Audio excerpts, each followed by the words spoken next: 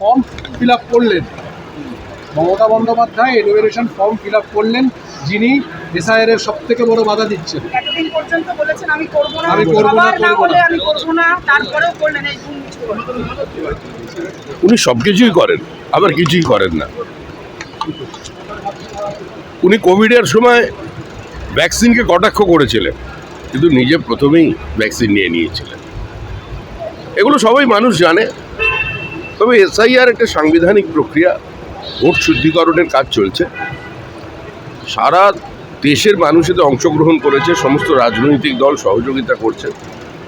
বিরোধিতা তো থাকে, রাজনৈতিক দলে একে অন্যের বিরুদ্ধে আক্রমণ তো করবেই, কিন্তু যেখানে national interest, national security compromise হয়ে যাচ্ছে, র্যাডিক্যালাইজেশনকে বাধা দেওয়ার প্রশ্ন আসছে, আমাদের গোটা পশ্চিমবঙ্গের সীমানাটা ধীরে ধীরে একটা বদলের দিকে যাচ্ছে।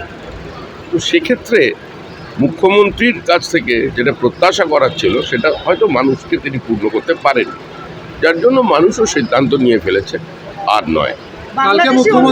কালকে মুখ্যমন্ত্রী বক্তব্য রাখার পর দেখা গেল যে মহিলাদের বিক্ষোভ স্পেশাল অবজারভারকে ঘিরে সাউথ চব্বিশ পরগনা শ্রী মুরুগান যিনি রোল অবজারভার ছিলেন, ফলতায় গিয়ে মহিলাদের বিক্ষোভের মুখে পড়েছেন। আর মঞ্চে মুখ্যমন্ত্রী বলছেন যে নাম বাদ দিলে রান্নার যে সরঞ্জাম মা বোনেরা রেডি রাখবেন, সামনে আপনারা থাকবেন, পিছনে পুলিশরা, সামনের সারিতে মহিলারা থাকবেন। উনি স্বাধীনতা সংগ্রামী মনে করছেন নিজেকে। মুজিবুর রহমান ও দেশে ডাক দিয়েছিল, সেই বক্তৃতার নকল এখানে শোনা যাচ্ছে। যাই হোক, উনি চেষ্টা করে দেখুন। বিজেপি তো আর এই শুদ্ধিকরণ প্রক্রিয়ায় মানে এসআইআর নেই, আমরা সহযোগিতা করছি। উনি যদি সংবিধানকে চ্যালেঞ্জ করেন, তাহলে সংবিধানের কাস্টোডিয়ানরা কতক্ষণ পর্যন্ত সেটাকে সহ্য করবেন সেটাই দেখার। আপনি দেশের নিরাপত্তা চ্যালেঞ্জের মুখে পড়ছে বলছিলেন কিছুক্ষণ আগে। কাকদ্বীপে এক অনুপ্রবেশকারীর হদিশ মিলেছে, যিনি মিজোরাম থেকে মায়ানমার হয়ে এরা ঢুকে পড়লেন, কিন্তু কেউ টের পেল না। কিভাবে ঢুকলেন? দেখুন, পশ্চিমবঙ্গের সঙ্গে বাংলাদেশের যে সীমানা আছে, সেটা অবৈজ্ঞানিক, পোরাস ওয়াটার বডিজ দিয়ে ভরা। একমাত্র রাজ্য এই মুহূর্তে পশ্চিমবঙ্গ, যেখানে একটা বিস্তীর্ণ অঞ্চল, কাঁটাতারের বেড়া নেই। আর শুধু বেড়া দিয়ে রাখলে হবে না, এখানে কেন্দ্রর ফোর্স এবং রাজ্যের পুলিশের সঙ্গে যদি ঐক্যবদ্ধ কোনো প্রচেষ্টা না দেখা যায় এবং রাজনৈতিক ঐক্যমত্য যদি না থাকে, সর্বোপরি জনসচেতনতা যদি না থাকে, তাহলে অনুপ্রবেশ বন্ধ করা যায় না। ওই একজন দুজনকে নিয়ে কিছু গল্প তৈরি করছেন। এক সোনালী খাতুনকে নিয়ে তৃণমূল রাস্তায় নেমেছে, কিন্তু লক্ষ লক্ষ রূপালী খাতুন আজকে বিভিন্ন জায়গায় ছড়িয়ে আছে, তাদের হদিশ করতে পারছে না। আপনারা বলছেন যে লাখ লাখ অনুপ্রবেশকারী পশ্চিমবাংলায় ঢুকেছে, কিন্তু দেখা গেল হাকিমপুর বর্ডার থেকে মাত্র 3000 অনুপ্রবেশকারী।